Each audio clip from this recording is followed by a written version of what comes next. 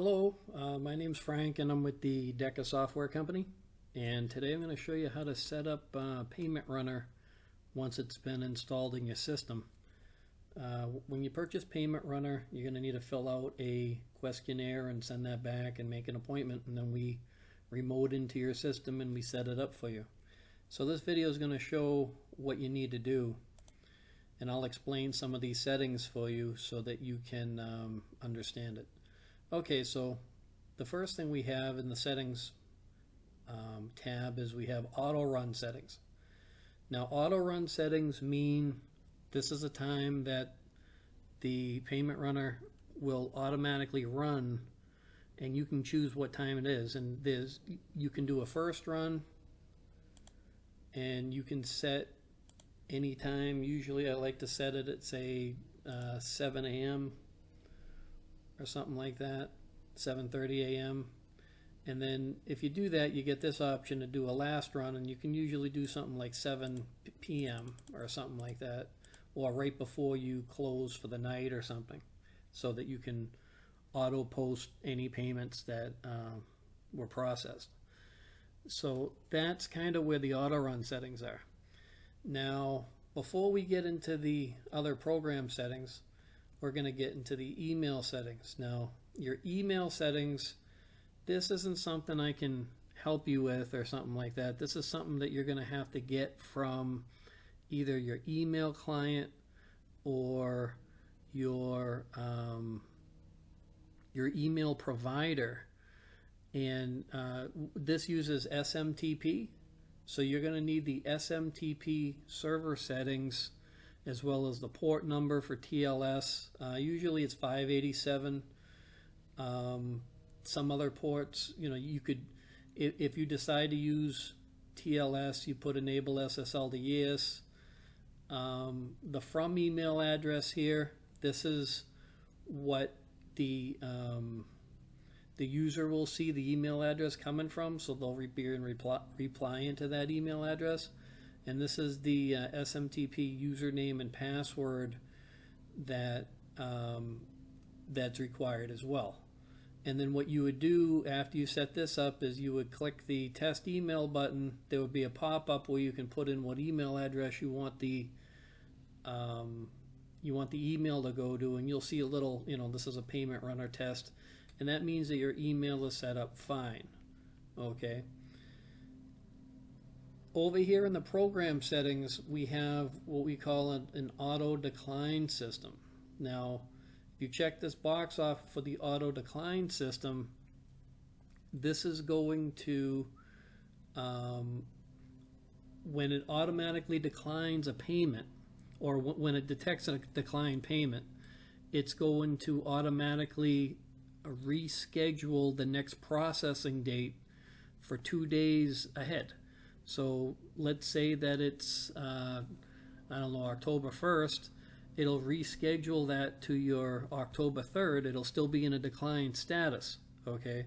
Now, these numbers here represent how many additional times you want it to reprocess that declined payment. So since it gives 2 days, it reschedules it 2 days out, it'll do this as many times as you select here. Again, so it could decline 1 day, it gets rescheduled 2 days later, it can decline again, and then it could get declined again.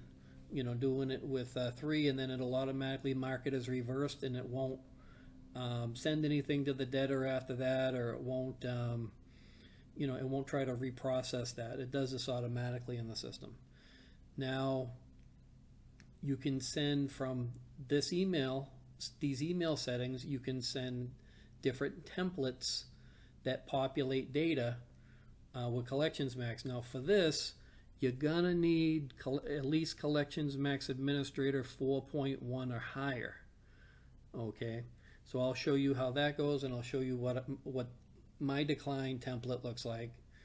And if I open up Collections Max Admin and I go to letters and email, and then I go to email templates, now I have a declined and an expired one, and the category is a payment runner template because I have payment runner settings in there. So normally you would just click add, okay, but I'm going to show you what I already have set up, so I'm going to select it and hit modify.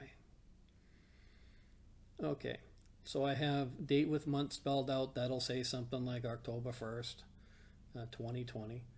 Dear full name, your payment amount format with the credit card ending and last four cards with decline. Now, these things in quotes, this will automatic in brackets here.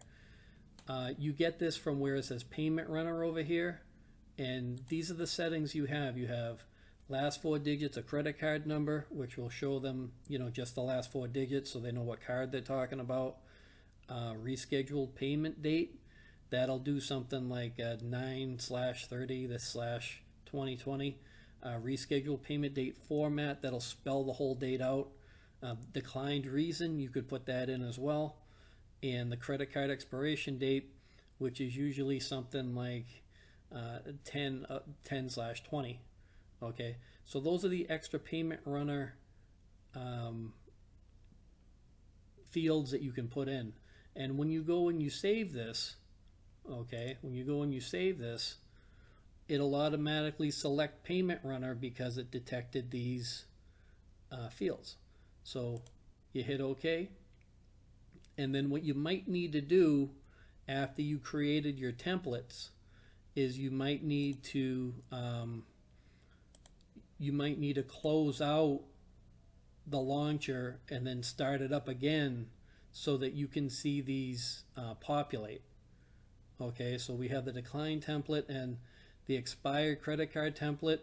It's basically, you would create it the same thing, letters and email templates.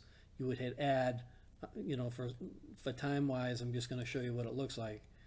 Hit modify. You can modify this any way you want, and you could say dear full name, this is formula your credit card ending, and I put the last four credit card from here. You just hit insert. Will be expiring soon, already has been expired. The expiration date on the credit card is this. Please contact the office as soon as possible. Okay, and you hit save. Payment runner template always, and remember it's Collections Max 4.1 or higher. If you don't see this option, you're running an outdated version of Collections Max Admin. Okay, and then like I said, you might need to restart this payment runner launcher. And when you get everything set up the way that you need to, you click the Save Settings button, and you'll see Save Settings show up, and like this, settings saved. And then when this disappears, you could simply just close it, and that's all you need to do. So thank you for watching this tutorial, and we hope you like Payment Runner.